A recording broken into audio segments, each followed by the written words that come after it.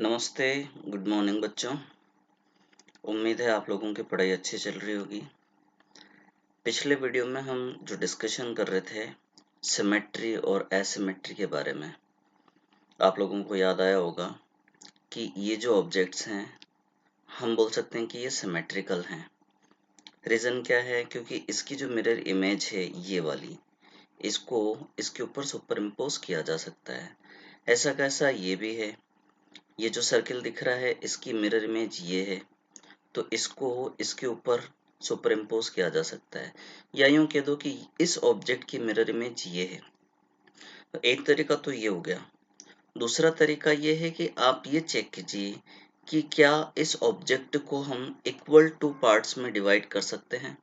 जैसे आप यहाँ पर देखिए, ये वाला जो ऑब्जेक्ट है अगर बीच में इस तरह से हम लाइन खींचे, वो इधर के हाफ पार्ट के इक्विवेलेंट हो जाएगा। तो हम बोल सकते हैं कि इसको इक्वल टू पार्ट में डिवाइड किया जा सकता है, तो ये सिमेट्रिकल है। तो ये भी सेम होगा। ऐसा कैसा, आप इसके अंदर भी देखिए, इसको भी हम इक्वल टू पार्ट्स में डिवाइड कर सकते हैं। ना केवल इस डायरेक्शन से बल्कि इस डायरेक्शन से भी कर सकते हैं, यहाँ से भी कर सकते हैं। तो इक्वल टू पार्ट्स, ये ऊपर वाला हाफ और नीचे वाला हाफ इक्वल है। तो आप कहीं भी मतलब इनफाइनाइट तरीके हो सकते हैं जिससे आप पता लगा सकते हैं कि इसके अंदर सिमेट्री है। लेकिन इसके अंदर आप देखिए, आप ना तो इसको इक्वल टू पार्ट में डिवाइड कर सकते हैं और ना इसकी जो मिरर इमेज ये वाली है इसको इसके ऊपर रख करके सुपर इम्पोज कर सकते हैं। और ऐसा कैसा ये भी है। मतलब ये हुआ कि ये जो ऑब्जेक्ट है ये एसिमेट्रिकल है, इसी तरह से ये वाला भी ऑब्जेक्ट है वो एसिमेट्रिकल है। तो जो एसिमेट्रिकल ऑब्जेक्ट्स हैं उनको हम कायरल भी बोलते हैं, या हम ये बोल सकते हैं कि ये तो कायरल हो गया और ये वाला ए कायरल हो गया। यानी जहां सिमेट्री नहीं है वो कायरल होगा, या आप यूं कह दो कि जो एसिमेट्रिकल है वो कायरल है और जो सिमेट्रिकल है वो ए कायरल है। ठीक है। अब हम किसी मॉलिक्यूल के अंदर सिमेट्री को समझने की कोशिश करें। ध्यान देना, ये जो आपको दिखाई दे रहा है ये प्रोपेन टू ऑल है। ठीक है। इसकी मिरर इमेज ये वाली होगी, यानी ये अगर इसमें कॉन्फ़िगरेशन हम ए मान लें तो इसकी जो मिरर इमेज है वो ये वाली हो जाएगी बी वाली। ठीक है। तो अब इसकी मिरर इमेज तो हो गई, अगर आप इसको इसके ऊपर सुपर इम्पोज करोगे तो नहीं होगी। लेकिन अगर इसको हम 180 डिग्री से रोटेट कर दें, यानी ये जो इसको इस तरह से रोटेट करें कि दोनों मिथाइल ग्रुप इस तरफ आ जाएं, तो रोटेट करेंगे तो हमको ये वाला ऑब्जेक्ट यानी सी मिला। अब ये जो सी वाला है इसको आप ए के ऊपर सुपर इम्पोज करने की कोशिश करोगे तो वो सुपर इम्पोज हो जाएगा। मतलब ये हुआ कि ये वाला जो मॉलिक्यूल है वो सिमेट्रिकल है या ए कायरल है। ठीक है। मतलब ये कि अगर सीधे सीधे आप मिरर इमेज को भी सुपर इम्पोज नहीं कर पा रहे हैं तो आप उसको रोटेट करके और सुपर इम्पोज करने की कोशिश कीजिए, तब भी अगर वो सुपर इम्पोज हो जाता है इसका मतलब वो सिमेट्रिकल मॉलिक्यूल होगा, है ना। अब हम एक और नया मॉलिक्यूल लेते हैं, ये वाला ब्यूटेन टू ऑल है। ठीक है, डी वाला जो आपको दिख रहा है, इसकी मिरर इमेज हमने ये ली, तो ये मिरर इमेज सुपर इम्पोज नहीं हो पाएगी जैसा कि आपको पता लग रहा है। अगर आप इसको 180 डिग्री से रोटेट कर भी दोगे और उसके बाद सुपर इम्पोज करने की कोशिश करोगे तब भी नहीं होगा। उसका कारण क्या है? रीजन ये है कि यहाँ पर आप देख रहे हो CH3 यानी मिथाइल ग्रुप है, जबकि यहाँ पर C2H5 यानी इथाइल ग्रुप है, तो ये इसके ऊपर सुपर इम्पोज नहीं हो सकता है। दूसरी तरफ आप ये देखिए, यहाँ पर ये इथाइल ग्रुप है, ठीक है, जबकि यहाँ पर मिथाइल ग्रुप है। तो आप इसको अगर सुपर इम्पोज करने की कोशिश करोगे तो ये नहीं हो पाएगा। तो एक तरीका तो ये हो गया सिमेट्री और एसिमेट्री आइडेंटिफाई करने का, है ना। दूसरा तरीका हम बोल सकते हैं, वापस से प्रोपेन टू ऑल का मॉलिक्यूल हम अगर देखें, इसके अंदर अगर आप ध्यान दोगे तो देखो 3D में आपको इमेजिन करना पड़ेगा कि जिसमें हाइड्रोजन, ये कार्बन और ये हाइड्रोक्साइड ग्रुप, इन तीनों को मिलाकर के अगर एक ऐसा प्लेन इमेजिन किया जाए जो इस प्लेन के अंदर ये तीनों एटम आ जाएं, तो इसको इक्वल टू पार्ट में डिवाइड किया जा सकता है। मतलब वो जो प्लेन है उसका हाफ पार्ट जिस तरह का उधर है वैसा का वैसा इस साइड में भी है।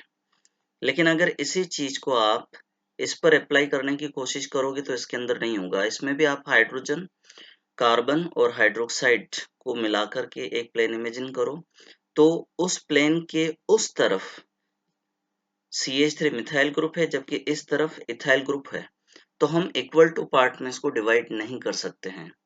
और सबसे बढ़िया तरीका ऑर्गेनिक मॉलिक्यूल जिनके अंदर कार्बन है, तो सबसे अच्छा तरीका लीबेल और वान हाफ ने बताया था कि ये जो कार्बन है आप इसको देखिए, अगर इस पर चारों ग्रुप डिफरेंट हैं तो ऐसा जो कार्बन होगा वो कायरल कार्बन होगा, यानी हम बोल सकते हैं उसके अंदर एसिमेट्री होगी।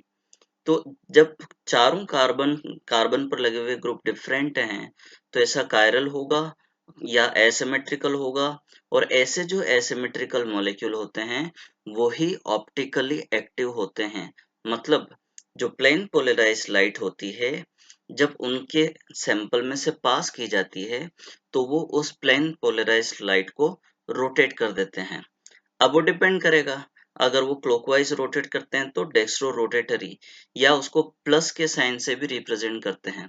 अगर वो एंटी क्लॉकवाइज रोटेट करते हैं तो लिवो रोटेटरी और उसको माइनस के साइन से भी डिनोट करते हैं। एक और खास बात ध्यान रखना, हम ये इमेजिन करके चले ब्यूटेन टू ओल का अगर ये वाला मॉलिक्यूल जिसमें इस तरह का कॉन्फ़िगरेशन है, अगर ये डेक्स्ट्रो रोटेटरी है जिसको स्मॉल डी से रिप्रेजेंट किया है, उसी को प्लस से भी डिनोट किया है, तो इसका जो ठीक ऑपोजिट कॉन्फ़िगरेशन है यानी इसकी जो मिरर इमेज होगी वो लिवो रोटेटरी होगी जिसको माइनस से रिप्रेजेंट किया है। ये ध्यान रखना कि स्मॉल लेटर्स का ही इस्तेमाल किया जाएगा, ना कि कैपिटल लेटर्स का इस्तेमाल करेंगे, है ना। डायग्रामेटिक तरीके से इसके अंदर और इस चीज को बता रखा है, जैसे ये एक टाइप का मॉलिक्यूल है जिसमें ये चारों ग्रुप डिफरेंट हैं। आपके पास में बुक है एनसीईआरटी की, तो कलरफुल ऑब्जेक्ट ये हम इजीली आइडेंटिफाई कर पाएंगे कि इसके अंदर कायरलिटी या अकायरलिटी है या नहीं है या क्या है ना। अब हम नए सब हेडिंग की तरफ बढ़ते हैं, ये है रिटेंशन। देखो आपको इमेजिन करना पड़ेगा 3D के अंदर मीथेन की जो मॉलिक्यूल की स्ट्रक्चर होती है बस वैसा ही यहाँ पर भी है, लेकिन ये जो कार्बन आपको दिख रहा है सेंटर की तरफ, इस कार्बन पर जुड़े हुए ये चारों ग्रुप डिफरेंट हैं। अब न्यूक्लियोफिलिक सब्स्टिट्यूशन रिएक्शन हो रही है तो इसमें हम ये एज्यूम करके चलेंगे कि ये वाला जो ग्रुप है X, इसको सब्स्टिट्यूट कर रहा है ये Y, है ना। तो X की जगह पे यहाँ पर Y आ गया और वो जो X है वो नेगेटिव चार्ज लेकर के रिमूव हो गया। अब यहाँ कॉन्फ़िगरेशन में किसी तरह का कोई चेंज नहीं आया है, तो हम क्या बोलेंगे, ये एक तरह से रिटेंशन हुआ है। देखिए अब ये डेक्स्ट्रो रोटेटरी या लिवो रोटेटरी किस नेचर का होगा, इसका डिटर्मिनेशन केवल एक्सपेरिमेंट से ही किया जा सकता है। और ऐसा कोई जरूरी नहीं है कि अगर रिटेंशन वाली प्रक्रिया होती है, प्रोसेस होता है, तो उसमें अगर ये डेक्स्ट्रो रोटेटरी होगा तो ऐसा कोई जरूरी नहीं कि ये भी डेक्स्ट्रो रोटेटरी ही होगा। इसका डिटर्मिनेशन केवल हम एक्सपेरिमेंट से कर सकते हैं। अब जैसे यहाँ पर 2 मिथाइल ब्यूटेन 1 ओल का एक एग्जाम्पल लिया हुआ है, आप इसको ध्यान से देखिए, ये CH2OH है, आपको पता लग जाएगा। ये लिवो रोटेटरी होता है, माइनस का साइन ये इंडिकेट कर रहा है। इसको जब HCl के साथ ट्रीट कर रहे हो तो हो क्या रहा है, यहाँ जो हाइड्रोक्साइड है उसको सब्स्टिट्यूट कर रहा है ये क्लोरीन, तो हाइड्रोक्साइड को हटा करके यहाँ पर क्लोरीन आ गया। मतलब रिटेंशन वाला प्रोसेस हुआ है, कॉन्फ़िगरेशन में कोई चेंज नहीं हुआ है, लेकिन ये डेक्स्ट्रो रोटेटरी है और इसका डिटर्मिनेशन किससे हुआ, एक्सपेरिमेंट से होता है। यानी मॉलिक्यूल की नेचर किस तरह की है, डेक्स्ट्रो है या लिवो है, वो एक्सपेरिमेंट से ही हो सकता है, भले ही रिटेंशन का प्रोसेस हुआ है। आगे का हम नेक्स्ट वीडियो में पढ़ेंगे। Thank you.